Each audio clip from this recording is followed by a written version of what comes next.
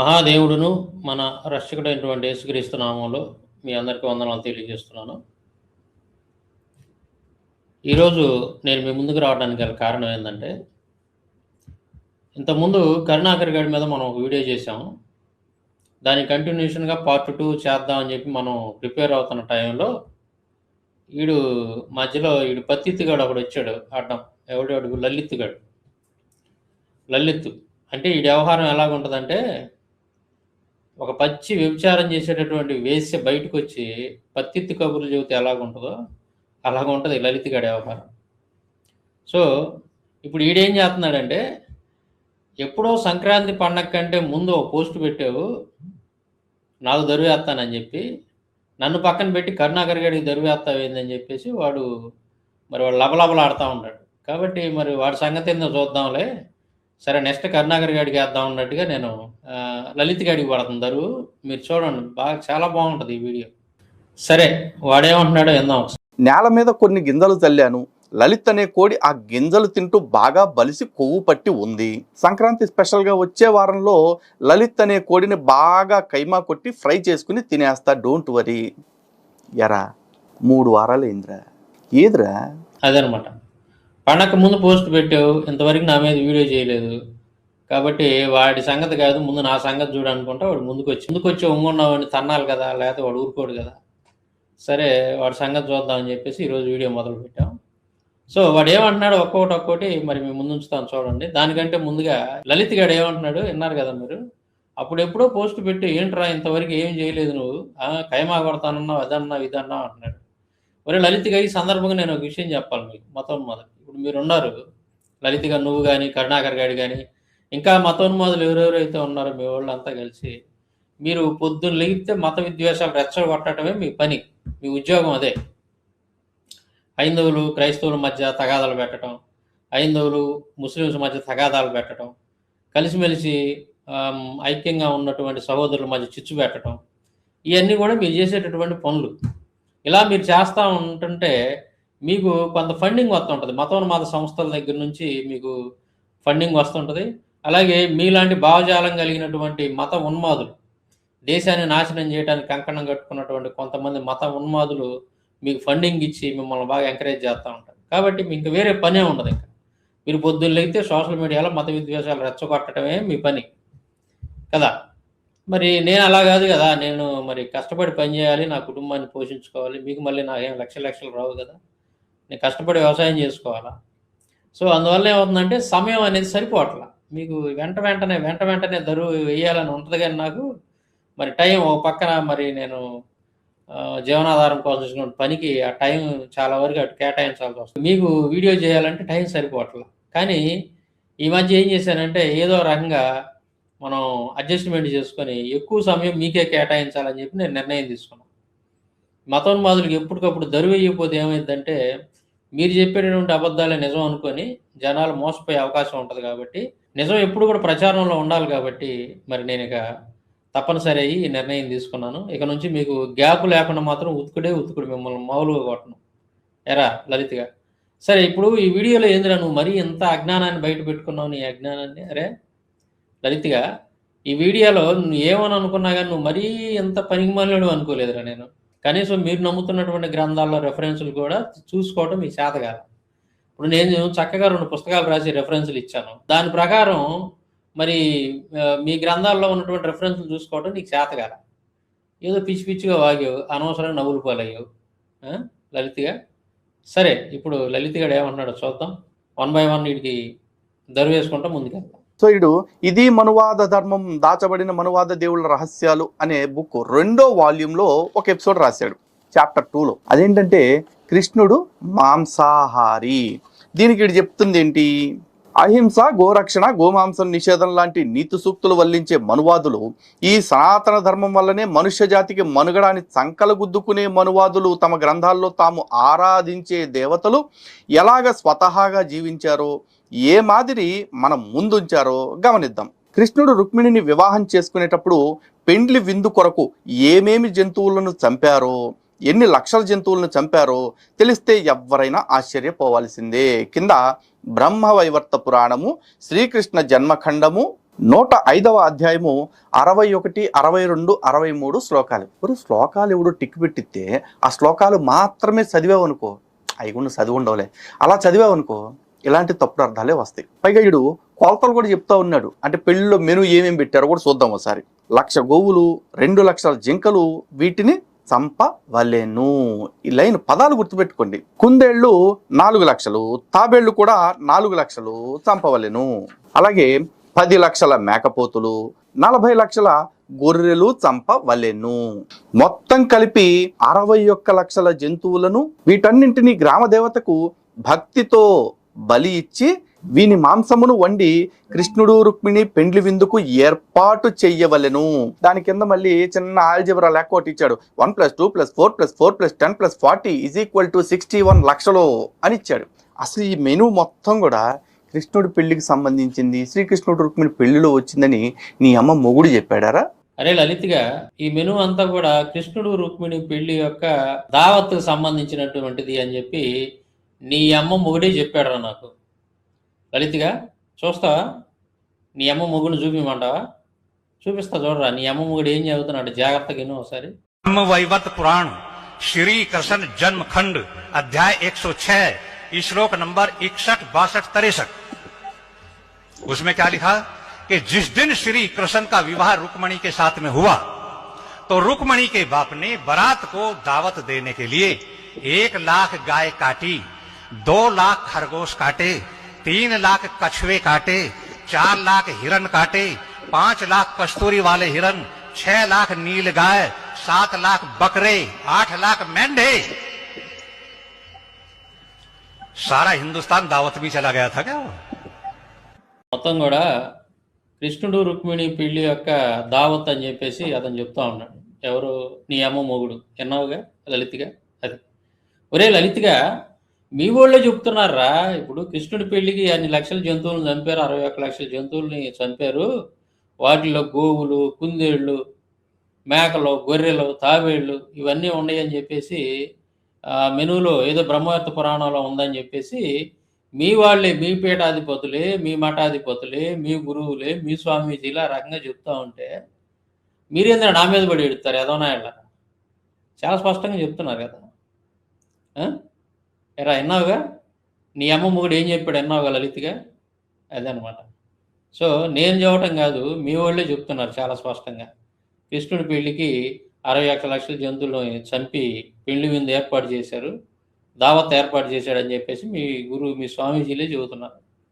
విన్నావు కదరా?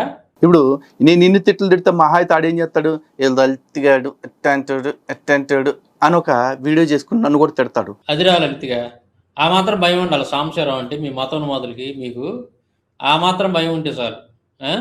తిట్టడం కాదు, ఉప్పు పాత్ర ఎగస్టాల్ మాట్లాడితే. అర్థమైందా? సరే సో 1,00,000 గోవులు, 2,00,000 హరిణములు, వీనిని చంపాలి. కుందేళ్లు 4,00,000, తాబేళ్లు కూడా అన్నే చంపాలి. 10,00,000 మేకపోతులు, గొర్రెలు వానికి 4 గింతలు చంపాలి. పర్వమందు గ్రామదేవతకు భక్తితో బలివ్వాలి. వీటి మాంసాన్ని వండి భోజనమునకు ఏర్పాటు చెయ్యి. ఓ రాజా, వ్యంజనముల సామాగ్రిని పరిపూర్ణము చెయ్యి. ఇప్పుడు చూసావు కదా, ఎవడరా చెప్పింది? కృష్ణుడు వచ్చి నా పెళ్లికి ఇవన్నీ కావాలి అని అడిగాడా? నా పెళ్లికి వచ్చిన వాళ్ళందరికీ ఇవన్నీ పెడతానని చెప్పాడా? రుక్మి పెట్టాడు. అరే పిచ్చిముండా కొడక, పెళ్లి కొడుకు ఎప్పుడు కూడా పెళ్లి కూతురి ఇంటి వాళ్ళతోటి నా పెళ్లికి పలానా పలానా భోజనాలు పెట్టండి అని చెప్పి చెప్పడరా. పెళ్లి కొడుకు ఇంటి దగ్గర భోజనాలు ఏర్పాటు చేసుకుంటాడు వాళ్ళకి ఇష్టం వచ్చినటువంటి. అలాగే పెళ్లి కూతురు ఇంటి దగ్గర పెళ్లి కూతురు తరపున వాళ్ళు ఎవరైతే ఉంటారో వాళ్ళు ఏదైతే పెట్టాలనుకుంటే ఆ మెను వాళ్ళు పెడుతుంటారు. అర్థమైందా? అంతేగాని పెళ్లి కొడుకు పెళ్లి కూతురు ఇంటి వాళ్ళతో ఎందుకు చెప్తాడు? మీరు పలానా భోజనాలు పెట్టండి మీరని చెబుతాడా? ఆ చికెన్ పెట్టండి, మటన్ పెట్టండి అని చెప్తాడా? లేదు కదా. ఎవరింటికాడ వాళ్ళు పెట్టుకుంటారు భోజనాలు. అది కూడా తెలియదేరా నీకు లలిత్గా? ఇక్కడ ఒరే మీరు గింజుకుంటున్నారు కానీ ఒరే లలిత్గా, నేను చెప్తున్నాను జాగ్రత్తగా. ఇప్పుడు రుక్మిణిని పెళ్లి చేసుకుంది ఎవరు? కృష్ణుడా? శిశుపాలుడా? కృష్ణుడే కదా. మరి అది కృష్ణుడి పెళ్లి కిందకే వచ్చింది అది. ఇప్పుడు పెళ్లి కూతురు ఇంటి దగ్గర మెను ఏంటిది? అది ఈ ఏదైతే ఇప్పుడు నువ్వు చదివి వినిపించావో ఆవులు కానీ, కుందేళ్ళు కానీ, తాబేళ్ళు కానీ, మేకలు, గొర్రెలు ఇట్లాంటివన్నీ కూడా, జింకలు ఇవన్నీ కూడా కోసి విందు చేయండి అని చెప్పేసి రాజు చెప్తున్నాడు. తన ఒక కొడుకు ఇవన్నీ కూడా కోసి పెళ్లి విందు కోసం వీటన్నిటిని కూడా మీరు కోసి బలిచ్చి దేవతకు అర్పించి తీసుకొచ్చి భోజనాలకు ఏర్పాటు చేయండి అని చెప్పేసి రుక్మిణి వాళ్ళ అన్న చెబుతున్నాడు కదా, చెబుతున్నాడు రాజుకు చెబుతున్నాడు, నువ్వు ఆజ్ఞాపించి చేయించమని చెప్పేసి. సో మరి ఇక రాజు ఆజ్ఞాపిస్తే చేయకుండా ఉండలేరు కదా ఎవరు కూడా, ఖచ్చితంగా అది ఇమీడియట్లీగా జరిగిపోద్ది అంతే. మరి వాటన్నింటినీ చంపలేదు కొయ్యలేదు అని చెప్తావు ఏంటారు నువ్వు? రాజు ఓ మాట చెప్పిన వెంటనే ఖచ్చితంగా రాజు ఆజ్ఞను పాటిస్తారు కదా. ఇప్పుడు నువ్వేమంటావు, శిశుపాలుడికి ఇచ్చి పెళ్లి చేద్దామని రుక్మిణి వాళ్ళ అన్న రుక్మి ఈ మెను ఏర్పాటు చేశాడు, అంతేగాని కృష్ణుడికి ఇచ్చేద్దాం అని కాదు అని అంటావు. ఇప్పుడు అక్కడ రుక్మిణి వాళ్ళ అన్న అనుకున్నది నిజమే. ఏంటది? శిశుపాలుడికి ఇచ్చి పెళ్లి చేయాలి అని. ఎందుకు శిశుపాలుడికి ఇచ్చి పెళ్లి చేయాలంటున్నాడు అని అంటే, కృష్ణుడు మంచివాడు కాదు, కృష్ణుడి క్యారెక్టర్ మంచిది కాదు, అతను ఒక వ్యభిచారి జారుడు అని చెప్పి వాళ్ళ నాన్నకి అన్నీ చెప్తాడు. అతను అలాంటివాడు ఎలాంటివాడు, అతను అలాంటివాడికి ఇది దేవత లాంటి నా చెల్లెలను తీసుకెళ్ళి అతను అలాంటివాడికి ఎలా మీరు ఇచ్చి పెళ్లి చేస్తావు, అది కరెక్ట్ కాదు, శిశుపాలుడు మంచివాడు, శిశుపాలుడికి ఇచ్చి పెళ్లి చేద్దామని చెప్పేసి వాళ్ళ నాన్నతోటి మాట్లాడతాడు. ఎవరు? రుక్మి. సరే వాళ్ళ నాన్న కూడా అంగీకరిస్తాడు దాన్ని. అది జరిగింది అక్కడ. ఇంతలోకి ఏం జరిగింది? కృష్ణుడు వచ్చి రుక్మిణిని పెళ్లి చేసుకుంటాడు. కాబట్టి ఈ పెళ్లి ఎవరిది? కృష్ణుడి పెళ్లికి ఎందుకే వచ్చింది. రుక్మిణి పెళ్లికి ఏదేదైతే ఏర్పాటు చేస్తారో అక్కడ పెళ్లి విందు కోసం, అదంతా కూడా కృష్ణుడి పెళ్లికి సంబంధించింది అయిపోయింది. ఎందుకంటే శిశుపాలుడు చేసుకోలేదు రుక్మిణిని చేసుకుంది కృష్ణుడు. కాబట్టి ఇది కృష్ణుడి పెళ్లికి ఎందుకే వచ్చింది. అందుకే అక్కడ ఇందాక అతను కూడా స్వామీజీ కూడా ఏమంటున్నాడు, కృష్ణుడు రుక్మిణి పెళ్లికి ఇది పలాని చంపి దావత ఏర్పాటు చేశారు అని చెప్పి చెబుతున్నాడు అతను. అర్థమైందా? రుక్మిణిని ఎవరైతే పెళ్లి చేసుకుంటారో వాళ్ళ పెళ్లికి అవి వర్తిస్తాయి. శిశుపాలుడు చేసుకోలేదు కాబట్టి, కృష్ణుడు వచ్చి చేసుకున్నాడు కాబట్టి అది కృష్ణుడి పెళ్లికి ఎందుకే వచ్చింది. దాంట్లో తప్పేం రాసేవారా మనం? అక్కడ రుక్మిణి కృష్ణుడు పెళ్లికి అని చెప్పేసి నేను బ్రాకెట్లో రాసింది కారణం ఏందనంటే, అక్కడ జరిగింది కృష్ణుడు రుక్మిణి పెళ్లి అనేటటువంటి భావంతో అర్థంతో నేను రాశాను. మీ గ్రంథంలో రాసింది అదే కదా. రుక్మిణిని ఎవరు పెళ్లి చేసుకున్నాడు? కృష్ణుడే. అదే పెట్టాను నేను బ్రాకెట్లో. తప్పే, నేనేం తప్పు రాశాను రా లలిత్గా, పిచ్చిమొండ అక్కడగా. ఇంకొకటి, ఇవన్నీ తింటాడు కృష్ణుడు, ఇవన్నీ తినడు అన్నాడు. కృష్ణుడు మాంసాహారం తింటాడు. అది నేను విష్ణు పురాణంలోను అలాగే బ్రహ్మ పురాణంలో రిఫరెన్స్లు చూపించా. నువ్వు అవి కాదు అన్నావు. అవి కాదు అవును నేను ఇప్పుడు చూపిస్తాను, నీకు చెంప చెల్లు అనేటట్టు నేను చూపిస్తాను. ఇప్పుడు వాటన్నిటిని కూడా రిఫరెన్స్లు అన్నీ క్లియర్గా చూపిస్తాను. నీకు రిఫరెన్స్ చూసుకోవడం చేతగాక అవి లేవు, సాంశీరావు రాసిన ఈ గ్రంథంలో లేవు అని చెప్పేసి దొంగ మాటలు అబద్ధాలు చెప్పావు. నీకు అసలు రెఫరెన్స్ చూసుకోవడమే చేత కాలేదు. మీ గ్రంథాల రెఫరెన్స్లు ఎలా చూసుకోవాలో కూడా నేనే నేర్పియాల్సి వస్తుంది మీకు. అలాంటి దౌర్భాగ్యులు మీరు, నీచ నికృష్టులు మీరు, లలిపిత్తుగా. అర్థమైందా? అదనమాట. కాబట్టి ఇక్కడ మనం గమనించాల్సింది ఏంటంటే, రుక్మిణిని చేసుకుంది కృష్ణుడే కాబట్టి కృష్ణుడి పెళ్లికి అందుకే వచ్చింది. అది అక్కడ పెళ్లి కూతురు ఇంటి దగ్గర ఏర్పాటు చేసినటువంటి భోజనం, ఆ పెళ్లి మెను ఏదైతే ఉందో అదంతా కూడా ఆవులు, జింకలు, తావేళ్ళు, కుందేళ్ళు వీటన్నిటిని కోసి భోజనాలు పెట్టారు కదా. సో అదంతా కూడా కృష్ణుడిది చేసుకున్నాడు కాబట్టి రుక్మిణిని, అది కృష్ణుడి పెళ్లి కిందకి వచ్చింది. శిశుపాలుడి పెళ్లి కిందకి రాదు కదా. ఎరా పిచ్చిమోన్న అక్కడ లలిత్గా. అర్థమవుతుందా నేను చెప్పేది? అదే విషయం. తర్వాత మరి కృష్ణుడు మాంసాహారి కాదన్నావు, మాంసాహారి అని చెప్పి నేను నిరూపిస్తాను ఇప్పుడు. ఇంకొకటి, తర్వాత కృష్ణుడు కూడా తినకుండా ఉంటాడని చెప్పి నేను నా వ్యాఖ్యానం రాశాను అక్కడ. కృష్ణుడు కూడా మరి ఇంత పెద్ద భారీ ఎత్తున ఇవన్నీ కూడా ఇన్ని రకాల వెజ్ నాన్ వెజ్ రకరకాలు వండుతున్నప్పుడు కృష్ణుడు తినకుండా ఎందుకు ఉంటాడని చెప్పేసి నేను రాశాను అక్కడ. నిజమే కదా. నేను ఎందుకు రాశాను అక్కడ, ఏ ఉద్దేశంతో రాశానంటే, కృష్ణుడు పాలు, పెరుగు, వెన్న ఇంకా ఇట్లాంటి అన్ని కూడా ఇళ్లలో దొంగతనం చేసి తింటూ ఉంటాడు. మీరు రాసుకున్నారు కదా, మీ పాటలో కానీ మీరు సినిమాల్లో కానీ నాటకాల్లో కానీ రాసుకున్నారు. ఏమని రాసుకున్నారు?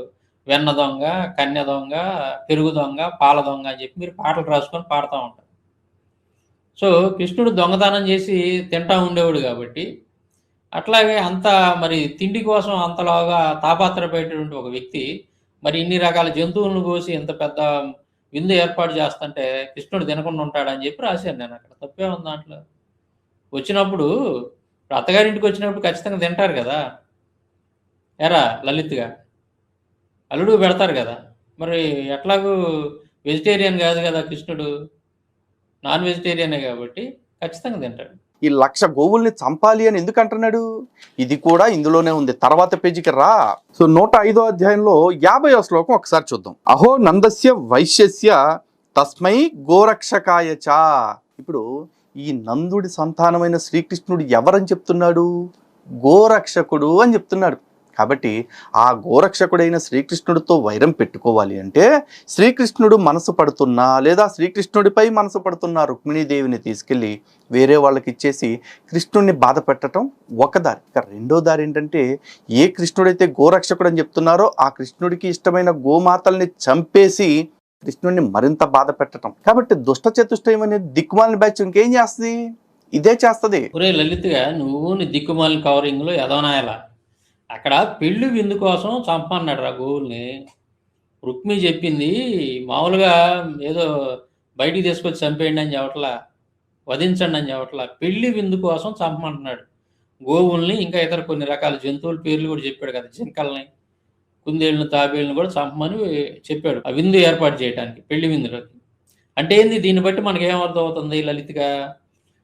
ఆ రోజుల్లో మరి పెళ్ళిళ్ళకి గోవులను కూడా వధించి గోమాంసం కూడా తినేవాళ్ళు అని చెప్పేసి దీన్ని బట్టి మనకు క్లియర్గా అర్థమవుతుంది. అంతే కదా? ఇప్పుడు మన ఇంట్లో ఏదైనా పెళ్ళి మనం చేస్తున్నాం అని అంటే మరి పెళ్లి విందు ఏర్పాటు చేస్తాం కదా. ఆ పెళ్లి విందులో జనరల్గా అందరూ ఏదైతే తింటుంటారో అదే మనం ఏర్పాటు చేస్తాం. వెజిటేరియన్ చేసేవాళ్ళు వెజిటేరియన్ చేస్తారు, అలాగే నాన్ వెజ్ చికెనో మటనో లేకపోతే ఇంకోటి చేసేవాళ్ళు అవి పెట్టుకుంటుంటారు వాళ్ళ స్తోమత కొద్ది. అట్లా వాళ్ళకి ఏది వీలుగా ఉంటే అది, ఏదైతే మొదటి నుంచి అది అలవాటు ఉన్నటువంటిది, అందరూ పాటించేది, అందరూ తినేదే కదా పెళ్లి విందులు ఏర్పాటు చేసేది. అలాగే ఇక్కడ కూడా ఆ కాలంలో ఆ ప్రాంతాలలో ఆవులను కూడా వధించి పెళ్లి విందు ఏర్పాటు చేసేవాళ్ళు అని చెప్పేసి మనకు చాలా క్లియర్గా అర్థమవుతుంది. ఇంకో పాయింట్ ఏంటంటే లలిత్గా నువ్వు గుర్తుపెట్టుకోవాల్సింది ఇక్కడ జాగ్రత్తగా నాను. కృష్ణుడు మరి రుక్మిణి కోసం యుద్ధం చేసి రుక్మిణిని తీసుకొని వెళ్ళి పెళ్లి చేసుకున్నాడు. కానీ మరి ఈ విధంగా మరి పెళ్లి విందుకు వధించబడుతున్నటువంటి ఆవుల కోసం ఎక్కడైనా యుద్ధం చేసి ఆ ఆవుల్ని రక్షించాడా అంటే మనకి ఎక్కడ అసలు ఆనవాలే కనపడదు. ఆనవాలు అనేది కనపడదు. ఇప్పుడు రుక్మి ఏదైతే చెప్పాడో పెళ్లి విందుకు ఆవులను కోసి భోజనాలు పెట్టండి అని ఏదైతే చెప్పాడో, అంటే ఆ కాలంలో ఆ విధంగా ఆవులను కోసి భోజనాలు పెడితేనే కదా ఆవుల్ని తినేటటువంటి పద్ధతి. అంటే ఆ కాలంలో పెళ్లి విందులో ఆవుల్ని వధించి ఆవు మాంసం తినేటటువంటి పద్ధతి ఉందనే కదా అర్థం. మరి ఆ విధంగా పెళ్ళిళ్ళకి వధించబడుతున్నటువంటి ఆవుల్ని వాటిని రక్షించడం కోసం మరి కృష్ణుడు ఎక్కడైనా యుద్ధం చేసి వాటిని రక్షించాడా అంటే ఎక్కడా మనకి ఆనవాళ్ళే కనపడదు. కృష్ణుడు రుక్మిణి కోసం యుద్ధం చేశాడు తప్ప మరి పెళ్లి విందులో వధించబడుతున్నటువంటి ఆవుల కోసం యుద్ధం చేసినట్టుగా మనకి ఎక్కడా కనపడదు. ఎరా లలిత్గా, అవునా కదా? సో మరి కృష్ణుడు గోరక్షకుడు అంటావు ఇంద్ర నువ్వు. గోరక్షకుడే కనుక అయితే నిజంగా ఈ విధంగా మరి పెళ్లిలో వధించబడుతున్నటువంటి గోవుల్ని రక్షించాలి కదా. ఇప్పుడు కృష్ణుడి యొక్క అత్తగారి ఇంట్లో వధించబడినటువంటి ఆ గోవుల్ని, ఆ 1,00,000 గోవులు ఏవైతే ఉన్నాయో మరి వాటిని రక్షించడానికి రావాలి కదా. మరి రాలా, గోవులను రక్షించడానికి రాలేదు, కానీ రుక్మిణిని తీసుకెళ్లి పెళ్లి చేసుకోవడానికి మాత్రం వచ్చాడు. అర్థమైందా? రుక్మిణిని పెళ్లి చేసుకోవడానికి వచ్చాడు తప్ప అక్కడ గోవులను రక్షించలేదన్న. దీనిని బట్టి మనం కృష్ణుడు గోరక్షకుడు అని చెప్పేసి మనం అనలేము. ఇక వీడు చెప్తున్న మరో రెఫరెన్స్ ఉంది, అది బ్రహ్మపురాణానికి సంబంధించింది, అది కూడా చెప్తా. దానిలో వీడు ఏమంటున్నాడు అంటే గోవర్ధన పర్వతాన్ని పూజించేటప్పుడు కృష్ణుడు మాంసం తిన్నాడు. టైటిల్ బాగుందిరా. టైటిల్ కింద రెఫరెన్స్ బ్రహ్మపురాణం ఉత్తరార్ధం 64వ అధ్యాయం 51వ శ్లోకం నుంచి వరసమ్మడి చెప్పుకుంటూ వెళ్ళాడట. కాబట్టి సంప్రదాయం ప్రకారం మీరు వివిధ రకాల పూజలు చేయవలను, గోవర్ధన పర్వతానికి పవిత్రమైన జంతువులను బలిచ్చి పూజించాలి అని కృష్ణుడు చెప్పాడట అని ఎవడు చెప్తున్నాడు?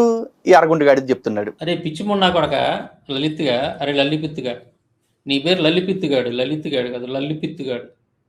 ఒరే లల్లిపిత్తుగా, నేను చెప్పేది ఏందిరా, నువ్వు చదువురా గ్రంథాలు ఎదవనాయాలా. నువ్వు అసలు నీకు రెఫరెన్స్లు చూసుకోవడమే చేతగాల. ఇప్పుడు నేను చాలా క్లియర్గా అక్కడ రెఫరెన్స్ ఇచ్చా, అది కాదు అని అంటున్నావు, అది లేదు, ఆ విధంగా ఇది సాంబశివరావు చెబుతున్నాడు తప్ప అది లేదు అని చెప్పేసి నువ్వు చెబుతున్నావు. ఇప్పుడు నేను చూపిస్తే ఏం చేస్తావు నువ్వు? అదే రెఫరెన్స్ నువ్వు నీ చేతిలో ఉన్నటువంటి పుస్తకంలోనే నేను చూపిస్తా, నువ్వేం చేస్తావు? 59 శ్లోకాలు ఏం చెప్తున్నాడో ఇక మళ్ళీ 55 నుంచి 59 శ్లోకాలు ఏం చెప్తున్నాడో చూద్దాం. ఈ విధంగా పలికిన కృష్ణుడి మాటలు విని అక్కడ ప్రజలు ఇలా అన్నారు, నీవు చెప్పినట్లే మేము గిరియజ్ఞము ప్రారంభిస్తాము అని చెప్పిరి. జంతువులను కొండకు బలిచ్చి వాటి మాంసము, పెరుగు, పాయసము మొదలగు ఆహార పదార్థాలతో ఆ కొండను పూజించిరి. లక్షల మంది బ్రాహ్మణులకు విందులు చేసిరి. ఇది కాస్త బోల్డ్లోనే పెట్టాడు ఈ సిగ్గులేని ఎదవ. అట్లు పూజించబడిన ఆ కొండ చుట్టూ రంకెల వేయుచు ఎద్దులు ప్రదక్షిణము చేసినవి. అప్పుడు కృష్ణుడు కొండ మీద కూర్చుని ఆ కొండలో ఉన్న దేవుణ్ణి నేనే అని చెప్పి భక్తులు తెచ్చిన ఆహార పదార్థాలన్నిటిని తిన్నాడు అని ఎవడు చెప్తున్నాడు? ఒరే లలిత్గా, నువ్వు రెఫరెన్స్లు చూసుకోవడం నేర్చుకోరా ముందు. రెఫరెన్స్లు ఎలా చూడాలో హిందూ మత గ్రంథాల్లో అధ్యాయాలను ఎలా చూడాలని చెప్పేసి అది నేర్చుకోరా ముందు. ఒకవేళ నీకు తెలియకపోతే నాకు ఫోన్ చేయరా, నేను చెప్తాను లలిత్గా. నేను చెప్తున్నానంటే ఏముందిరా పిచ్చి ముండా కొడగా? కాదురా, నీకు అసలు ఏమన్నా సిగ్గు శరం సీమీ నెత్తిరి ఏమన్నా ఉందరా నీకు? ఒరే లలిపిత్తుగా, నేను చెప్పేది ఏందిరా, మీ గ్రంథంలో రాసి ఉందిరా అది చాలా స్పష్టంగా. బ్రహ్మపురాణంలో నేను ఇప్పుడు ఏదైతే చెప్పానో అదంతా రాసి ఉంది. నీ చేతిలో బ్రహ్మపురాణం ఉంది కదా, మరి నువ్వు తీసి చదవలేదు నువ్వు అది? పేర్కొన్న విషయం విష్ణు పురాణం పంచమ ఆశ్వాసం 10వ అధ్యాయంలో కూడా ఉంది. సరే, ఇక విష్ణు పురాణం పంచమాశ్వాసం ఇక్కడ రెఫరెన్స్ ఇవ్వలేదు కాబట్టి నేను దానిలోకి వెళ్ళట్లా. దాని రెఫరెన్స్ చూపించినా కూడా ఛాలెంజ్. ఈ ఘట్టంలో గోవర్ధనగిరి సందర్భంగా గనక కృష్ణుడు నాన్ వెజ్ తిన్నాడు అని చెప్పేసి నువ్వు విష్ణు పురాణం ఆధారంగా నిరూపించినా సరే ఓకే, ఒప్పేసుకుంటా. ఓకేనా? లేదంటావేంద్రా ఇప్పుడు? విష్ణు పురాణంలో లేదంటున్నావు, బ్రహ్మపురాణంలో లేదంటున్నావు. అసలు నీకు రెఫరెన్స్, నేను చెప్పినటువంటి రెఫరెన్స్ నీకు తెలిసే కదరా, నువ్వు చూస్తే కదా. ఫస్ట్ ఆఫ్ ఆల్ ఈ తెంగరోడు కూడా తెలియాలి. ఈడు బ్రహ్మపురాణం ఉత్తరార్థం 64వ అధ్యాయం అని చెప్పేసి చెప్పాడు కదా, అంత లేదు ఇక్కడ. ఒక్కసారి ఈ అధ్యాయం చూడండి. అథ 88 అంటే 180వ అధ్యాయం.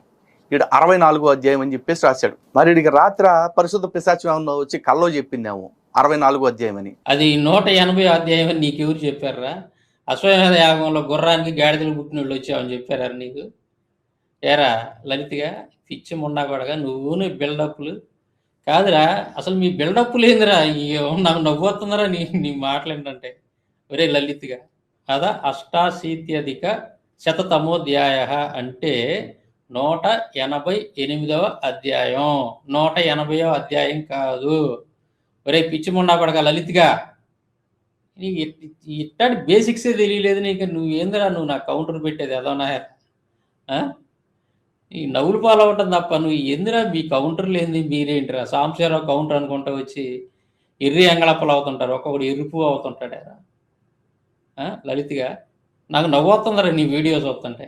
కాదురా, ఇంత కామెడీలు అంటారా నువ్వు చేసేది? ఇప్పుడు నేను రాసినటువంటి విషయాలు అక్కడ ఏది విష్ణు పురాణం నుంచి కానీ బ్రహ్మపురాణం నుంచి కానీ కృష్ణుడు మాంసం తిన్నటువంటి ఆ రెఫరెన్స్లు ఏదైతే నేను ఇచ్చానో అవి లేవు అని చెబుతున్నాను. నేను ఇప్పుడే చూపిస్తాయి, చెప్పు దిగిందాక కొడతాను నేను నా ఎలా లలిత్గా. రేపొద్దున నీ పుస్తకం, నీ చేతిలో ఉన్నటువంటి పుస్తకమే తీసి నువ్వు చదివి వినిపించాలి జనాలకి. ఇది ఉంది, నేను లేదని పొరపాటున అన్నాను, కానీ ఇది నేను చదివిన పుస్తకంలోనే ఉందని చెప్పేసి నువ్వు జనాల ముందు చెప్పాలా. అవన్నీ కూడా ఇప్పుడే పెడతా, నేను స్క్రీన్ మీద నేను పెట్టి చూపిస్తా. నీకు రెఫరెన్స్ చూసుకోవడం చేతకలేదని నాకు అర్థమైంది. తర్వాత నేను చెప్పినటువంటి విషయాలు, నేను రాసినటువంటివి ఆ గ్రంథాల్లో ఉందా లేదా అని చెప్పేసి నేను చాలా క్లియర్గా నేను మీ ముందు పెడతాను చూడండి. ఇదేమంటున్నాడు, నేను అధ్యాయం తప్పు రాశానంట. అసలు వీడికి పలకటమే అక్కడ రాసి ఉన్నదే వీడికి తెలియలా. 188వ అధ్యాయాన్ని పట్టుకొని 180వ అధ్యాయం అంటా ఉన్నాడు లలిత్గా. అరే నీకు అదే తెలియలేదు, నీకు తెలియలే ముందు, కనీసం కళ్ళ ముందు కనపడుతున్నటువంటిది కూడా ఆ సంఖ్య అంత అనేది నీకు తెలియలా. 188ని పట్టుకొని 180ని పలుకుతున్నావు. ఏందిరా మీ పనులు ఏంది, మీ వీడియోలు ఏంది, మీ కథ ఏంది? అసలు ఎందుకు పనికి వస్తారా మీరు సాంశరావు ముందు? ఏరా లలిత్గా, నాకు నవ్వు వస్తుందిరా ఇందట నుంచి మీ వీడియో చూసిన కాడి నుంచి. ఏదోనా ఎలా కాదురా, ఏందిరా అసలు అది? నేను రాసినటువంటి మీ గ్రంథాల్లో లేవా? ఇప్పుడే చూపిస్తాను, ఆయన చెప్పు తీసుకొడతాను. ఆయన లలిత్గా నువ్వు లేవు అన్నావంటే ఏదోనా ఎలా చూడు ఒకసారి. నేను పెడతా, స్క్రీన్ మీద పెడతా చూడరా. నేను లలిత్ గారు చదివి వినిపించిన కొన్ని విషయాలు ఉన్నాయి కదా ఇందాకలా నేను రాసిన పుస్తకంలో, అవి ఇప్పుడు వీళ్ళ గ్రంథాల్లో ఉన్నాయా లేవా? ఫస్ట్గా బ్రహ్మపురాణం తీసుకుందాం. అయితే ఇక్కడ వీడు ఏమన్నాడంటే, సాంబశివరావు 64వ అధ్యాయం అని రాశాడు బ్రహ్మపురాణంలోది. కానీ అది కాదు. అది 180వ అధ్యాయం అని చెప్పేసి వీడు చెబుతున్నాడు. వాస్తవానికి ఆడ రాసి ఉంది. వాడు చూపించిన పుస్తకంలో రాసి ఉంది మాత్రం 188వ అధ్యాయం అది. 180 కాదు. ఆడికి తెలియక పిచ్చిమొండా కొడుకు 180 అని అన్నాడు. అర్థమైందా? సరే, ఇప్పుడు ఈడు తీసుకున్నటువంటి పుస్తకం ఏంటిది?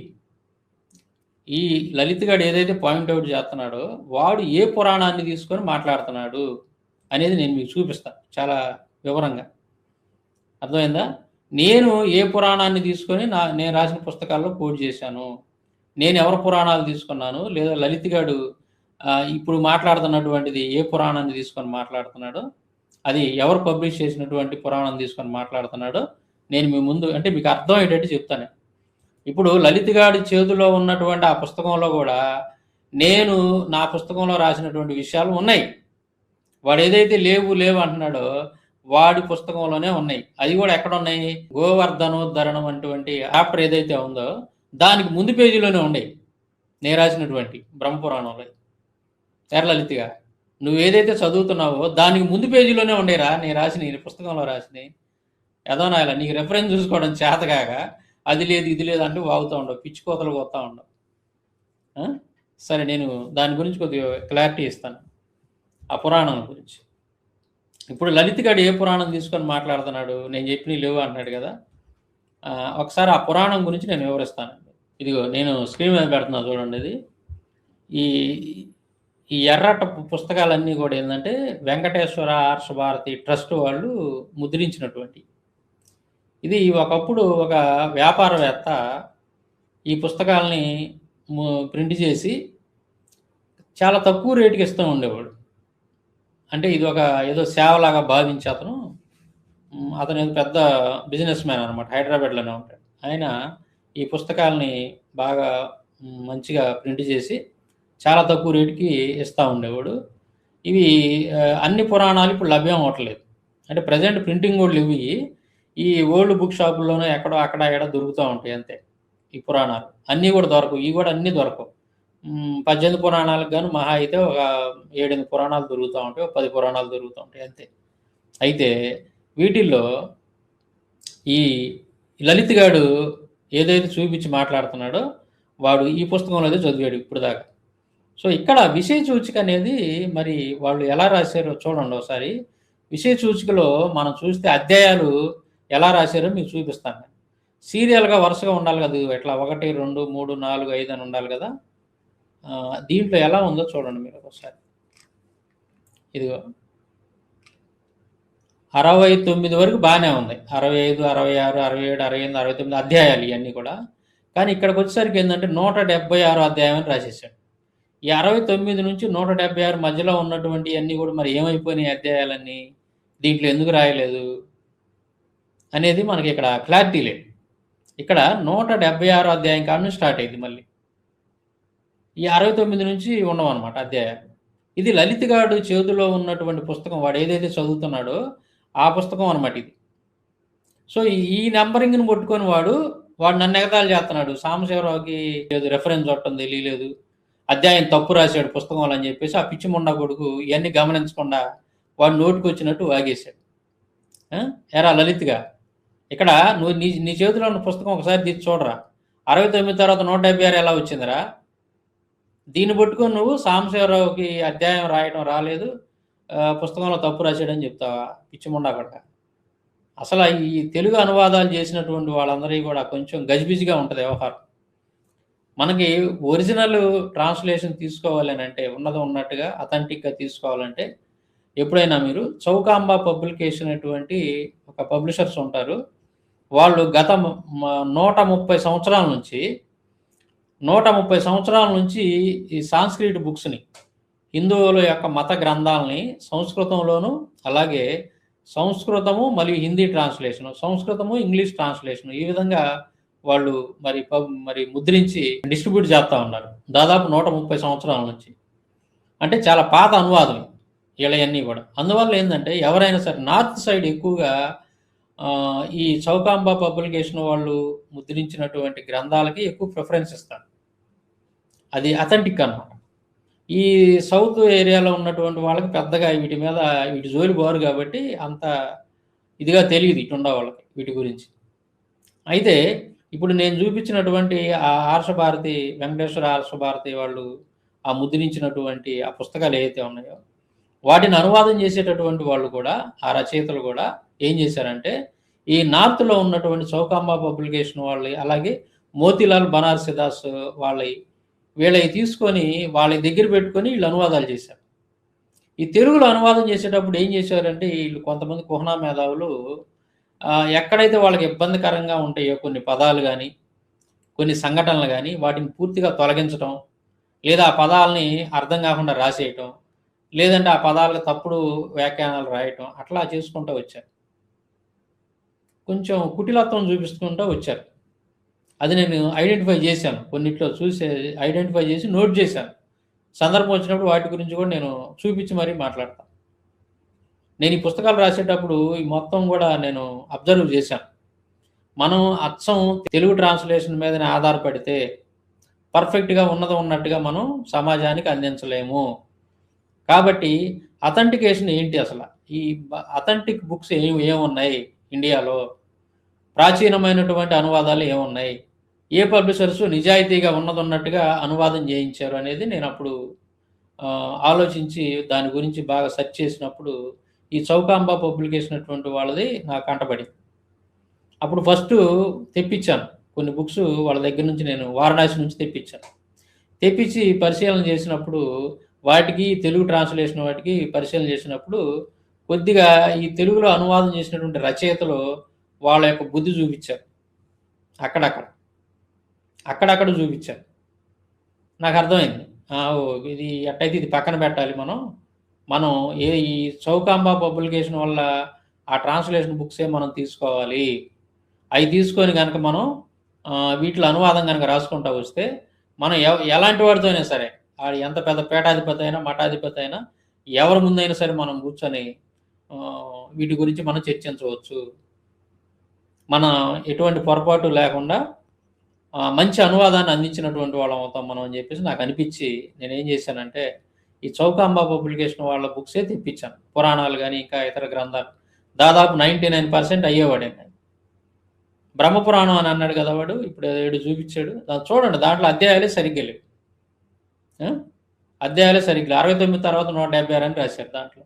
ఇప్పుడు దీన్ని ఎలాగ తీసుకోవాలి? ఎలా ప్రామాణికంగా తీసుకోవాలా? మిగిలినటువంటి అధ్యాయాలు అక్కడ ఒక క్రమం ఏది దాంట్లో? దీన్ని తీసుకొని మనం ఇది ప్రమాణం అని చెప్పేసి దీంట్లో విషయాలు తీసుకెళ్ళి ఎలాగ మనం జనాలకు చెప్తాం? ఇప్పుడు లలిత్ గడ్డి ఇవన్నీ తెలియదు కాబట్టి, వాడికి జీరో నాలెడ్జ్ కాబట్టి, ఆడు పొద్దున్న లేచి ఎవరిని బ్లాక్మెయిల్ చేద్దాం, ఎవరి దగ్గర ఒక 50-60 లక్షలు కొట్టేద్దామా, ఇదే పనిలో ఉంటాడు కాబట్టి ఆడి పిచ్చిమొండా కొడుకు ఈ పుస్తకాల గురించి, వీటిలో ఉన్నటువంటి అధ్యాయాల గురించి, ఈ అనువాదాల గురించి, పబ్లిషర్స్ గురించి ఆ పిచ్చిమొండా కొడుకు ఏమి తెలిచావు? వాడు దౌర్భాగ్యుడు, లలిపిత్తుగాడు. కాబట్టి మనం ఏంటంటే, నేను ఒకటి ఆలోచించాను అనమాట. ఇవాళ మనం ఉండొచ్చు, రేపు పొద్దున్న లేకపోవచ్చు. మనం చేసినటువంటి పని అనేది మాత్రం ఉంటుంది, కలకాలం ఉంటుంది. ఇప్పుడు ఏదైతే హిందూ మత గ్రంథాల మీద మనం దాదాపు 6 సంవత్సరాలు పరిశోధన చేసి వీటన్నిటిని బయటికి తీసుకొస్తున్నాం కదా. ఈ పుస్తకాల్లో మనం వేటిని ఆధారంగా తీసుకొని రాయాలి అని అంటే, ఏ పురాణాలను ఏటినంటే చౌకాంబా పబ్లికేషన్ మాత్రమే తీసుకోవాలి. అదైతేనే మనం ఎంత దూరమైనా వెళ్ళగలం. ఒకవేళ రేపు పొద్దున్న లలిత్ గారు లాంటి వాళ్ళు ఈ విధంగా ముందుకొచ్చి వాళ్ళు లేనిపోయిన అబద్ధాలు చెప్తున్నా సరే, మనం అలాంటి వాళ్ళతో ఎంత దూరమైనా వెళ్ళొచ్చు, ఎంతైనా వాదించవచ్చు, ఎవిడెన్స్ పెట్టి మాట్లాడవచ్చు. ఇంకా దానికి తిరిగి ఉండదు, ఓటమి అనేది ఉండదు ఇంకా. సో ఆ ఉద్దేశంతో నేనేం చేశానంటే, రేపు పొద్దున మనం కాకపోయినా మన తర్వాత వాళ్ళైనా సరే మనం రాసిన బుక్స్ తీసుకొని వెళ్ళి కూర్చుంటే వాళ్ళకి అపజయం ఉండకూడదు. డిబేట్స్లో కావచ్చు, లేదా ఇతరత్ర ఏదైనా చర్చించేటువంటి విషయాల్లో, హిందూ మత గ్రంథాల గురించి మాట్లాడే విషయాల్లో మన గ్రంథాల్లో కోట్ చేసినప్పుడు ఎక్కడ కూడా వాళ్ళు ఫెయిల్ అవ్వకూడదు క్రైస్తవ సహోదరులు అనేటువంటి ఉద్దేశంతో నేను ఏం చేశాను, పుస్తకాలు తెప్పించాను. చౌకాంబా పబ్లికేషన్ వాళ్ళ వారణాసి నుంచి చాలా బుక్స్ తెప్పించాను. అంటే నేను ఇప్పుడు ఈ పుస్తకాల్లో కోట్ చేసినవి దాదాపు 99% అయ్యే ఉంటాయి. కాబట్టి అసలు చిన్న మిస్టేక్ కూడా ఉండదన్నమాట. అసలు ఏ మాత్రం కూడా నా పుస్తకాలు తీసుకొని పెద్ద పెద్ద పీఠాధిపతులు, మఠాధిపతుల ముందైనా కూర్చొని మాట్లాడవచ్చు. వాళ్ళకే తెలియదు ఈ విషయాలు. మనం కోట్ చేసినటువంటి, నా పుస్తకాల్లో నేను కోట్ చేసినటువంటి విషయాలు వాళ్ళకి ఎవరికి తెలియదు అసలు. పీఠాధిపతులు, మఠాధిపతులు అన్న వాళ్ళకి కూడా వాటి గురించి అంత సంపూర్ణ అవగాహన లేదు. మనం ఏంటంటే వాటన్నిటి పరిశోధన చేసి రాసాం. అథెంటిక్ పబ్లికేషన్స్ వాళ్ళవి మాత్రమే తీసుకొని నేను మెన్షన్ చేశాను ఆ పుస్తకాలు. ఇప్పుడు ఆ బ్రహ్మపురాణం లలిత్‌గడు ఏదైతే చెప్పాడో వాటి గురించి నేను మీకు చూపిస్తాను చూడండి. నేను ఏది తీసుకున్నా. ఇదిగో బ్రహ్మపురాణం కనపడుతుందా మీకు? ఇది వాల్యూమ్ 1, వాల్యూమ్ 2 2 ఉంటాయి. బ్రహ్మపురాణం వీటిలోంచి తీసుకొని నేను అనువాదం చేశాను. ఇది సాంస్క్రిట్ టెక్స్ట్ ఉంటుంది, హిందీ ట్రాన్స్లేషన్ ఉంటుంది దీంట్లో. సాంస్క్రిట్ హిందీ ట్రాన్స్లేషన్ ఉంటుంది. మొత్తం చాలా క్లియర్గా ఉంటుంది వీటిలో. ప్రతిదీ కూడా శ్లోకం ఉంటుంది, కింద తెలుగు తాత్పర్యం ఉంటుంది, చాలా ఇదిగా ఉంటుంది. అయితే ఇప్పుడు నేను తీసుకున్నటువంటి ట్రాన్స్లేషన్లో ఇప్పుడు నేనేం చెప్పాను అది నేను చూపిస్తాను చూడండి. ఇక్కడ ఇది చౌకాంబ వాళ్ళది, వారణాసి. దీంట్లో వాడేదో అంటున్నాడు కదా, సాంబశివరావు 64 అధ్యాయం అని రాశాడు బ్రహ్మపురాణం. 64 కాదు 180 అని అంటున్నాడు కదా వాడు. ఇదిగో చూడండి, ఇక్కడ సీరియల్గా ఉంటాయి అధ్యాయాలు. ఈ అధ్యాయాలు ఇదిగో నేను రాసినటువంటి బుక్లో రాసినటువంటిది ఈ అధ్యాయంలో నుంచి తీసుకున్నాను.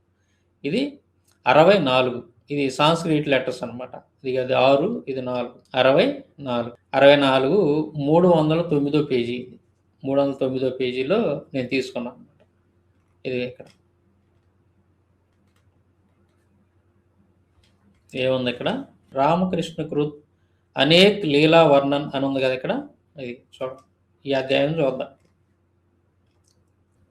ఇది ఇక్కడ 64 అధ్యాయం అని ఉంది కదా, నేను బుక్లో రాసింది 64 అధ్యాయం. ఇక్కడ చూడండి, 64 అధ్యాయంలో మీకు ఈ శ్లోకాలు అనమాట. ఇవన్నీ ఈ శ్లోకాలు ఇవన్నీ కూడా ఈ తెలుగులో ఇచ్చాను అనమాట. చాలా క్లియర్గా హిందీ ట్రాన్స్లేషన్ ఉంటుంది అనమాట. అదంతా కూడా ఇలా ఉంటుంది. దీని హిందీ ట్రాన్స్లేషన్ ఇలా ఉంటుంది. సో వీటిలో తీసుకొని నేను తెలుగులోకి అనువాదం చేసి మన బుక్లో రాశాను అనమాట. చాలా క్లియర్గా ఇది నేను ఈ విధంగా ఒక దాదాపు 133 సంవత్సరాల చరిత్ర కలిగినటువంటి పాత ట్రాన్స్లేషన్స్, పాత పబ్లికేషన్స్ వాళ్ళకి తీసుకొని నేను మన పుస్తకంలో మెన్షన్ చేశాను అనమాట. ఇది ఎవరో కూడా మీరు నార్త్లో కనుక చూసుకున్నట్లయితే ఎవ్వరు కూడా దీన్ని మన దేశవ్యాప్తంగా కూడా ఈ చౌకాంబ పబ్లికేషన్ ఈ చౌకాంబ పబ్లికేషన్ వాళ్ళని వీళ్ళని చాలా అథెంటిక్గా గుర్తిస్తారనమాట. దీనికి తిరిగి ఉండదు. ఇంకా వీళ్ళ బుక్స్ ఏమాత్రం కూడా ఎవరు కూడా అది వంక పెడతానికి ఉండదు, అలా ఉంటుంది అనమాట వీళ్ళ పబ్లిక్. ఈ విధంగా మరి నేను ఈ పుస్తకాల్లోంచి తీసుకొని అధ్యాయాల పేర్లు అవన్నీ ఇచ్చాను. కానీ లలిత్‌గడు మాత్రం సాంబశివరావు తెలీదు, సాంబశివరావు తప్పిచ్చాడు అని చెప్పేసి మాట్లాడుతున్నాను. వాడి చేతిలో ఉన్న పుస్తకమే 69 తర్వాత 176, 177 ఇట్లా ఏదో వస్తూ ఉంది. అంటే వాడి దాంట్లోనే సరిలేవు అధ్యాయాలు రాయటం అనేది, అక్కడ సరిగ్గా రాయలేవు, ఎగరగొట్టి రాశారు మొత్తం కూడా. అందువల్ల లలిత్‌గడికి పాపం ఇవన్నీ తెలిసావు, ఆడికి తెలిసావుక నోటికి వచ్చినట్టు తెగ రంకెలేస్తూ ఉన్నాడు. తెలియక పిచ్చి ముండా కొడుకు మళ్ళీ పిచ్చి పిచ్చిగా వాగుతూ ఉన్నాడు. చూశారు కదా మీరు. సరే, ఇప్పుడు మనం ఏం చేద్దామంటే అసలు సాంబశివరావు చెప్పినటువంటి విషయాలు దాంట్లో ఉన్నాయా లేవా ఆ గ్రంథాలు. ఇప్పుడు లలిత్‌గడు చేతిలో ఉన్నటువంటి పుస్తకం ఉంది కదా బ్రహ్మపురాణం, ఆ బ్రహ్మపురాణంలో నేను చూపిస్తా ఏది కృష్ణుడు మాంసం తిన్నాడా లేదనేటువంటిది నేను అదే పుస్తకంలో చూపిస్తా. ఏదైతే ఒక చాప్టర్ చదివాడో వాడు లలిత్‌గడు, దానికి ముందు పేజీలోనే ఉంటుంది నేను చెప్పింది, నేను నా పుస్తకంలో రాసినటువంటి విషయం. అది నేను ఇప్పుడు మీకు స్క్రీన్ మీద పెట్టి చదివి వినిపిస్తాను. ఇదేగా బ్రహ్మపురాణం, లలిత్‌గడు చూపించినటువంటి బ్రహ్మపురాణం, వాడు చదివి వినిపించినటువంటిది. దీంట్లో నేను మన పుస్తకంలో రాసినటువంటి విషయం ఇందులో ఉందా లేదా అనేది ఒకసారి మనం చూద్దాం. ఈ శ్లోకం చూడండి, నేను మన పుస్తకంలో మెన్షన్ చేశాను. ఇది ఏమని ఉంటుంది ఇక్కడ, అర్చ్యతాం పూజ్యతాం మేధ్యం పశుం హత్వ విధానతః అని ఉంటుంది. ఈ శ్లోకం ఇప్పుడు ఇందాక లలిత్‌గడు చెప్పాడు కదా, చదివి వినిపించిన దగ్గర ఈ శ్లోకం ఉంటుంది. వాడు లేదని చెబుతున్నాడు, పిచ్చి ముండాకుడు ఉంటుంది. అది ఈ తాత్పర్యం అంతా కూడా నేను చదివి వినిపిస్తాను చూడండి. కావున తామందరూ రకరకములైన పూజా ద్రవ్యములచే, లలిత్‌గడు ఇందాక చదివాడు కదా నా పుస్తకం నుంచి తీసుకొని చదివినప్పుడు ఇవన్నీ చదివి వినిపించాడు అని ఎవరు చెబుతున్నాడు, వాడు చెబుతున్నాడు అని చెప్పి అంటున్నాడు కదా వాడు పిచ్చి ముండా కొడుకు. వాడి చేతిలో ఉన్న పుస్తకంలోని ఇదంతా ఉంది. ఇది చూసుకొని వాడు చేతగాల, రెఫరెన్స్ ఇది చూసుకొని చదవడం చేతగాక పిచ్చి ముండా కొడుక్కి వాడు కామెడీ చేసి వెళ్ళిపోయాడు. చూడండి ఇక్కడ, కావున తామందరూ రకరకములైన పూజా ద్రవ్యములచే పశువును బలి ఇచ్చి గోవర్ధనగిరిని అర్చింపుడు అని. పశువులను బలి ఇచ్చి, కృష్ణుడు చెబుతున్నాడు ఈ మాట, తామందరూ రకరకములైన పూజా ద్రవ్యములచే పశువును బలి ఇచ్చి గోవర్ధనగిరిని అర్చించండి అని చెప్పి చెబుతున్నాడు. ఆ తర్వాత ఏముంది ఇక్కడ, వాళ్ళు ఏం చేశారంట, పెరుగు పాయసము మాంసములతో, పెరుగు పాయసము మాంసములతో కొండకు బలి ఇచ్చిరి, నూర్లు వేలుగా విప్రులకు విందులు చేసిరి. ఇది అంతా కూడా ఇప్పుడు నేను రాశానుగా, మన పుస్తకంలో ఇదే కదా ఉంది, వాడు చదివినిపించిందంతా ఇదేగా.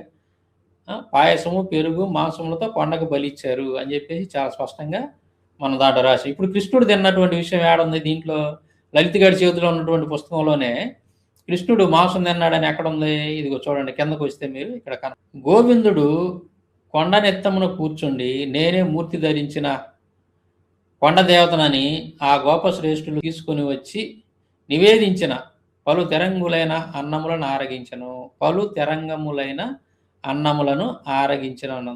పలు రకాలైనటువంటి ఆహార పదార్థాలు ఏ అయితే వీళ్ళందరూ బలిచ్చి ఆ కొండకు తీసుకొని వచ్చారో వాటన్నిటిని కూడా ఏం చేశాడంట, ఆరగించను అని.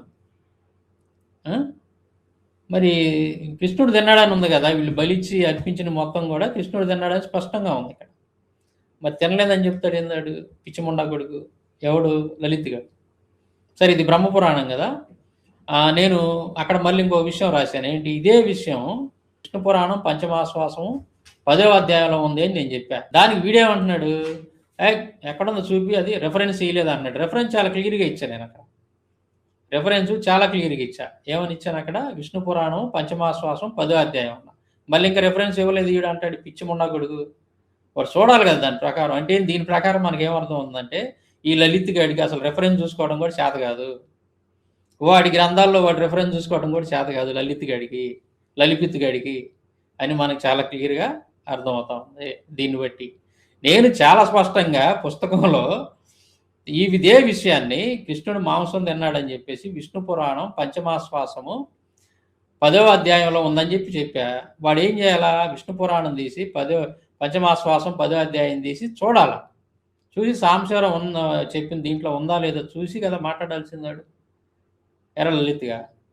అంటే నేను రెఫరెన్స్ చాలా క్లియర్గా ఇస్తే రెఫరెన్స్ ఇవ్వలేదు ఎక్కడ ఈడు అని చెప్తున్నాడు. అది ఆడికి అసలు రెఫరెన్స్ అంటే ఎందుకు కూడా తెలియదు, పిచ్చిమొండ అక్కడికి ఎర్ర లలిపిత్తుగా తెలియదు కదా నీకు. నీ కామెడీ నువ్వు నా ఎలారు మీ సినిమా పాటలు, సినిమా మ్యూజిక్లు, సినిమా క్లిప్పింగ్లు, ఇదిరా మీ నాలెడ్జ్. గ్రంథ పరిజ్ఞానం ఎక్కడుందరా మీకు అసలు? మీ మత గ్రంథాల పేర్లే మీకు తెలియదు సావదు, వాటిని ఎలా చూడాలో తెలియదు, రెఫరెన్స్లు ఎలా చూడాలో తెలియదు. దరిద్ర ముండా కొడుకులు మీరంతా కూడా. నా ఎళ్ళారు పొద్దున్న లేగితే మత విద్వేషాలు, మత గొడవలు సృష్టించి వాళ్ళు వీళ్ళు ఇచ్చేటటువంటి ముష్టి అడుక్కొని బతుకుతూ ఉంటారు. ఇవి మీ బతుకులు, నీచమైన బతుకులు మీ లలిత్గా. ఎరా దరిద్ర ముండా కొడక లేదంటున్నావు కదరా విష్ణు పురాణంలో. ఇప్పుడు నేను చూపిస్తే ఏం చేస్తావురా, చెప్పు తీసి కొట్టమంటావు నిన్ను లలిత్గా, చెప్పు తీసుకొని నా ఎలా మొఖానికి వేసి కొట్టమంటావా ఎదవనా. ఒక రెఫరెన్స్ చూడటం చేత కాదు, అసలు పుస్తకం చదవటం చేత కాదు. సాంబశివరావు లేని రాశాడు, అది లేదు ఇది లేదు అని చెప్పేసి దొంగ మాటలు చెబుతారా జనాలకి. నీ పుస్తకంలో, నీ చేతిలో ఉన్న పుస్తకంలోనే చూపించారా నేను ఇప్పుడు లలిత్గా. నీ చేతిలో ఉన్నటువంటి పుస్తకంలో నువ్వు ఏదైతే గోవర్ధనోద్ధరణం అటువంటి ఆ చాప్టర్ ఏదైతే చదివావో దానికి ముందు పేజీలోనే ఉంది. నేను నా పుస్తకంలో రాసినటువంటి విషయం, బ్రహ్మపురాణంలో నేను రాసిన విషయం దానికి ముందు పేజీలోనే ఉంది. నువ్వు వేరే ఎక్కువ దూరం వెతకాలని పనిలా ఎదనా. ఇలా చూసుకోరా ఒకసారి, చూసి దాని ముందు పేజీలో ఉందా లేదో చూసి, నేను అనవసరంగా తప్పు మాట్లాడాను, సాంబశివరావు గురించి తప్పు మాట్లాడాను, సాంబశివరావు రాసినటువంటి విషయం ఇందులో ఉంది ఈ పుస్తకంలో అని చెప్పేసి రేపు పొద్దున జనాలకు క్షమాపణ చెప్పు వచ్చి ఎదనాయల, లేకపోతే తొక్కుతానాయల గొంతు మీద కాలేసి నేను చెత్తనాయల. పెద్ద బిల్డప్పులు, అబ్బో ఏదో అసలు సంస్కృత పండితులకు మళ్ళీ బిల్డప్పులు. 188 అధ్యాయాన్ని పట్టుకొని 180 అధ్యాయం అంటాడు ఎదవనాయల్లారా. ఇదిరా మీ బతుకులు, ఇది మీ గ్రంథ పరిజ్ఞానం. వాడు లేదంటున్నాడు కదా, అది ఉందో లేదో ఒకసారి చూద్దాం విష్ణు పురాణంలో. ఈ విష్ణు పురాణం పంచమాశ్వాసము 10వ అధ్యాయం. అరే రెఫరెన్స్ చాలా క్లియర్గా ఇచ్చా చూసుకోరా. అరే లలిపిత్తుగా చూసుకోసారి. విష్ణు పురాణం పంచమాశ్వాసం 10వ అధ్యాయం. దీంట్లో ఏమనుంది ఇక్కడ చూడు, ఇదంతా కూడా శ్లోకం. సరే ఇప్పుడు మనకు దీంట్లో కృష్ణుడు మాంసం తినదే కావాలి కదా, చూడు పెరుగు పాయసము మాంసాదులతో గోవర్ధన శైలమునకు బలి నివేదన చేసిరి. ఉందా ఇక్కడ చాలా క్లియర్గా. గోపశ్రేష్ఠులు కొని వచ్చి నివేదించిన సర్వము నిండుగా ఆరగించను. ఎవరు? కృష్ణుడు. ఆ కొండ నెత్తమున కృష్ణుడును రూపుగొన్న గోవర్ధనగిరిని నేనేయని గోపశ్రేష్ఠులు కొని వచ్చి నివేదించిన సర్వము నిండుగా ఆరగించను. ఇది ఓల్డ్ తెలుగు అనమాట. ఇది ఓల్డ్ తెలుగు, అందుకని ఈ పదాలు కొంచెం కఠినంగా ఉంటాయి, గ్రాంధిక పదాలు ఉంటాయి అన్నమాట.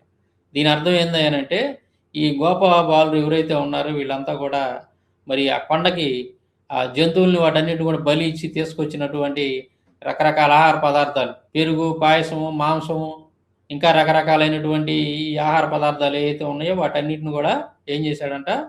సర్వమును ఆరగించను, సర్వము నిండుగా ఆరగించను, మొత్తం తినేశాడంట కృష్ణుడు. ఇక్కడ మాంసం అని ఉందిగా.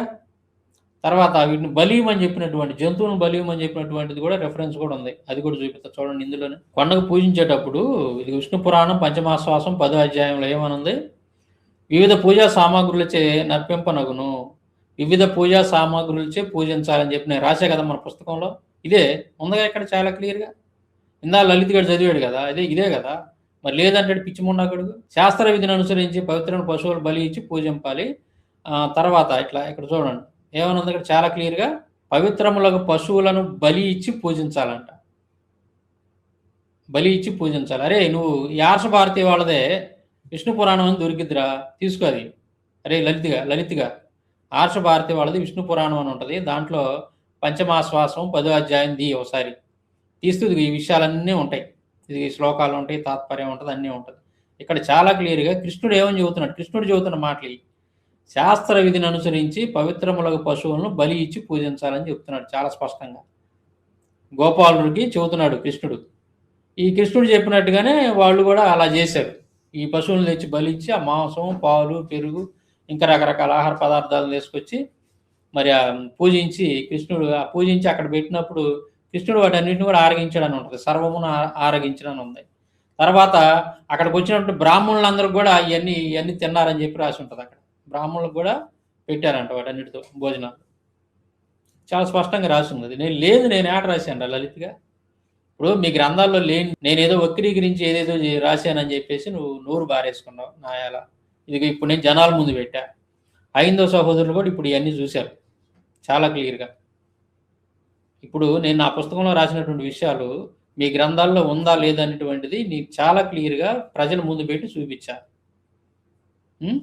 లేదు సాంసార వక్రీకరించాలని ఎలా చెప్తాను? నా ఎలా చెప్పు తీసుకొని కొట్టాలి నేను.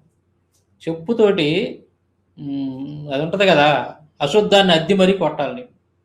అప్పుడు కానీ నీలాంటి సిగ్గురాదు యదవనాయాలు.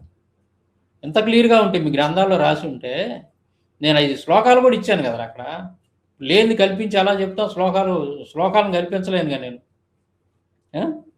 కల్పించి లేని ఉండట్టు చెప్పడానికి ఏమన్నా కరుణాకర్ గారిని అనుకున్నావా లేదా లలిత్ కుమార్ని అనుకున్నావు? ఎరా మీకుంటే అలాంటి తప్పుడు బుద్ధులు, లేనిపోయిన కూడా కల్పించి కావించి చెప్పేటటువంటి విషయాలు మీకుంటే అలాంటి తప్పుడు ఆలోచనలు, తప్పుడు పనులు మీరు చేస్తారు. నేను ఎందుకు చేస్తా? ఎరా బేవర్సనాయాల తొక్కుతానాయాల గొంతు మీద కాలేసి చేస్తానాయ. సరే ఇప్పుడు ఇక్కడ క్లారిటీ వచ్చింది మీకు. మీ గ్రంథాల్లో ఉన్నదే రాశాడు, అది కూడా మీ కళ్ళ ముందు పెట్టాను. ఈ లలిత్ గారు పిచ్చి వాగుడు ఏదైతే వాగాడో ఆ వీడియోలో వాడికి రెఫరెన్స్ చూసుకోవడం చేత కాలేదు అని చెప్పి మీకు అర్థమైంది ఇప్పటికి. అదేవిధంగా వాడు తీసుకున్నటువంటి పుస్తకంలో అధ్యాయాలు కూడా 69 తర్వాత 171 176 ఏదో రాసేశారు. 69 తర్వాత 70 రావాలి కానీ 170 171 ఎట్లా అవుతుంది?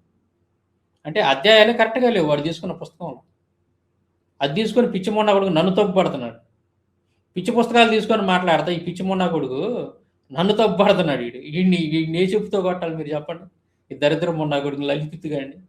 ఎరా లలిపిత్తుగా, ఒరే లలిపిత్తుగా ఏ చెప్పుతో కొట్టాలరా నిన్ను? దరిద్రం మొండా కొడక. చాలా క్లియర్గా ఉన్నట్టే రాశారా నేను. ఎందుకంటే నీలాంటి ఎదవలు వస్తారు రేపొద్దున నాకు తెలుసు.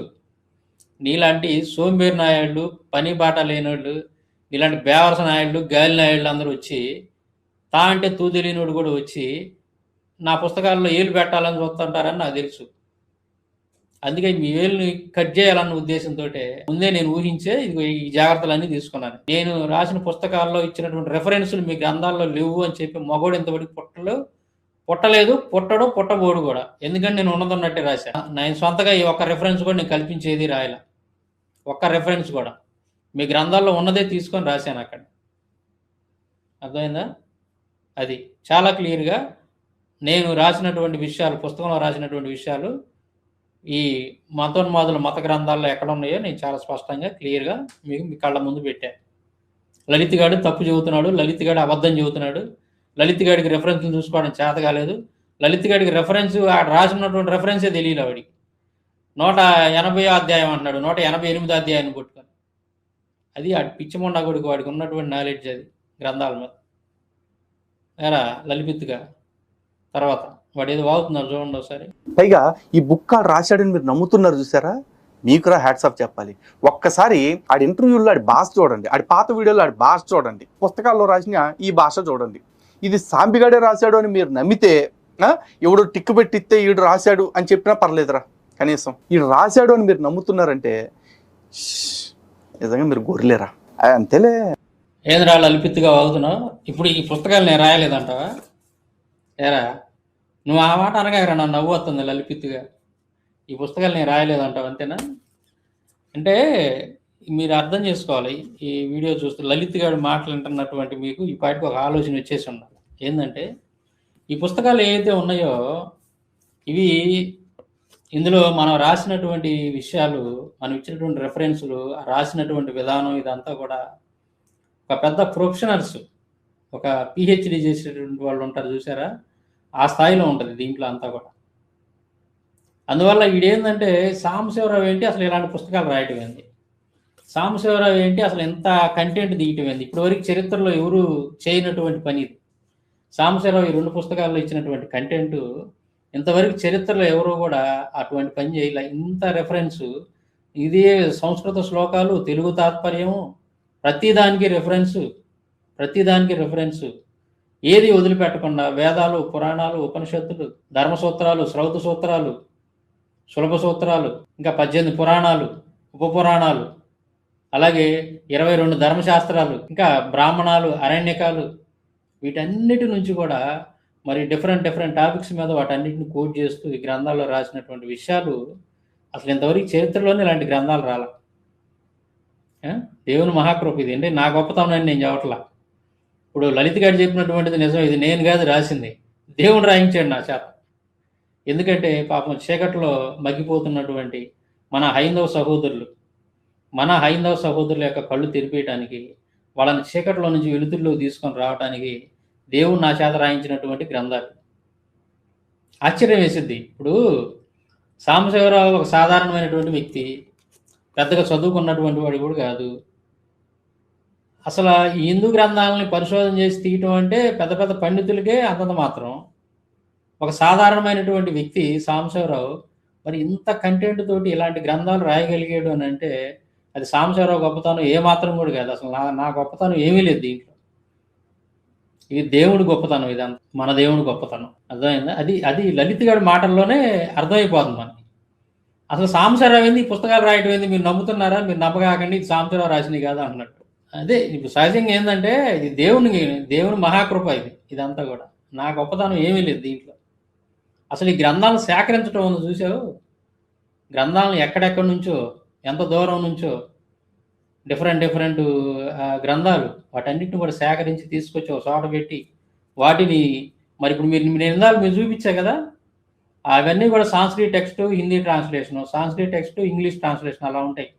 మరి నాకేం హిందీ ఇంగ్లీష్ రాదు. అయినప్పటికి కూడా ఎక్కడా కూడా ఎవడో కూడా వేలు పెట్టి ఇది తప్పు అని చెప్పడానికి వీలు లేకుండా కూడా ఆ విధంగా వాటిని నేను తెలుగులో అనువాదం చేసుకొని చక్కగా 1-4 సార్లు చదివి ఇందులో రాశాను. 6 సంవత్సరాలు పట్టింది నాకు. 6 years పట్టింది ఈ గ్రంథాలు రాయడానికి సుమారుగా. ఎందుకని అది ఒక్కొక్కటి ట్రాన్స్లేషన్ చేసుకుంటా, ఆ ట్రాన్స్లేషన్గా ఉన్నటువంటిది అది కరెక్ట్గా ఉందా లేదా మళ్ళీ దాన్ని 1-4 సార్లు చెక్ చేసుకుంటా రాయటం జరిగింది. ఇట్లా ఏ ఒక్కడు కూడా ఇంతవరకు, చాలామంది అంటే గొప్పలు చెప్పుకోవడం కాదు కానీ కొంతమంది ప్రొఫెసర్స్ ఫోన్లు చేశారు, పెద్ద ప్రొఫెసర్స్. వాళ్ళు ఫోన్ చేసి కూడా ఆశ్చర్యపోయారు. వాళ్ళు వీటి గురించి తెగ పొగుడుతూ ఉన్నారు. అసలు ఎంత కంటెంట్ ఏందయ్యా, మేము ఎంతవరకు ఎక్కడా చూడలేదు. తెలుగు టీచర్స్ కొంతమంది అసలు 22 ధర్మశాస్త్రాలు, వాటి పేర్లే మాకు తెలియదే. నువ్వు అసలు వాటిని ఎలా సేకరించావు, అందులో ఉన్న విషయాలను సరే సేకరించడం ఒక ఎత్తు, పుస్తకాన్ని డబ్బులు పెట్టి కొనుక్కోవడం పెద్ద పనేం కాదు. కానీ అందులో ఉన్నటువంటి ఆ 22 ధర్మశాస్త్రాలను చదివి అందులో ఎక్కడెక్కడ ఈ శూద్రుల అణిచివేత ఇవన్నీ ఉన్నాయో వీటన్నిటిని బయటికి తీసి, ఈ దుర్మార్గమైనటువంటి విషయాలు ఎక్కడెక్కడ ఉన్నాయో వాటన్నిటిని బయటికి తీసి శ్లోకం ఇచ్చి దాని కింద మళ్ళీ తెలుగు తాత్పర్యం ఇచ్చి దాని రిఫరెన్స్ ఇచ్చి, మామూలు విషయం 22 ధర్మశాస్త్రాలు. సహజంగా ధర్మశాస్త్రం అంటే ఎవరికైనా అలా మనస్ఫూర్తి ఒకటే తెలుసు. కానీ మనం ఇవన్నీ కూడా 22 ధర్మశాస్త్రాలు బయటికి తీసి మొత్తం క్షుణ్ణంగా ఉన్నది ఉన్నట్టుగా ప్రజల ముందు పెట్టాం. మొట్టమొదటిసారిగా 22 ధర్మశాస్త్రాల విషయాలు ఒకే చోట మొట్టమొదటిసారిగా చేసింది మనం ఈ పని. దేవుని మహాకృప. సమస్త మహిమాఘనత దేవునిదే, నాదేమి లేదు దీంట్లో. మొట్టమొదటిసారిగా ఈ పుస్తకాల్లో 22 ధర్మశాస్త్రాల నుంచి వరుసను. అన్టచబిలిటీ అనేది దాదాపు 80 పేజీలు ఉంటుంది వాల్యూమ్ నెంబర్ 2లో. 80 పేజీలు అన్టచబిలిటీ గురించి ఉంటుంది. ఈ అన్టచబిలిటీ కూడా ఎక్కడెక్కడి నుంచి తీసుకున్నాం మనం? వేదాలు, ఉపనిషత్తులు, 18 పురాణాలు, అలాగే మళ్ళీ ఉపపురాణాలు, మరి రామాయణం నుంచి, భారతం నుంచి, భాగవతం నుంచి, 22 ధర్మశాస్త్రాల నుంచి, వీటన్నిటిలో కూడా శూద్రులను అణిచివేసినటువంటిది, దళితులను అణిచివేసినటువంటి సంఘటనలు ఎక్కడెక్కడ ఉన్నాయో విత్ ప్రూఫ్స్ తోటి రిఫరెన్స్లన్నీ బయటపెట్టి గ్రంథాలు ఇవ్వటం జరిగింది. మామూలు విషయం కాదు. అందుకే వాడు అంటాడు, వాడే కాదు కొంతమంది డౌట్ పడతా ఉన్నారు, మతోన్మాదులు డౌట్ పడుతున్నారు, ఈ పుస్తకాలు సాంశీరావు రాయలేదని డౌట్ పడుతున్నారు. అలా అనుకున్నప్పుడల్లా నాకు ఇంకా ఎక్కువ సంతోషం వేస్తుంటారు.